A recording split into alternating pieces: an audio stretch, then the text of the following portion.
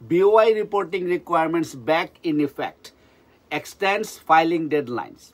As per FinCEN, on Monday, December 23, 2024, the Federal Court of Appeals decision, reporting companies are once again required to file beneficial ownership information with FinCEN. However, because the Department of the Treasury recognizes that reporting companies may need additional time to comply, given the period when the preliminary order had been in effect.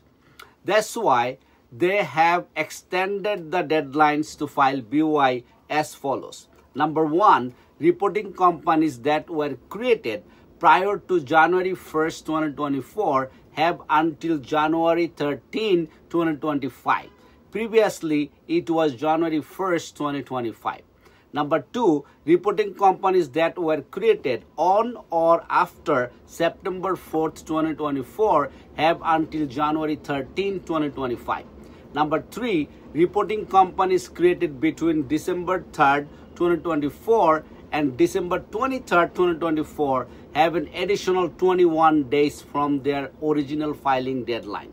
Number 4, FinCEN did not extend the deadline for new companies formed on or after January 1st, 2025. These reporting companies still must file their initial BOI reports within 30 days after formation.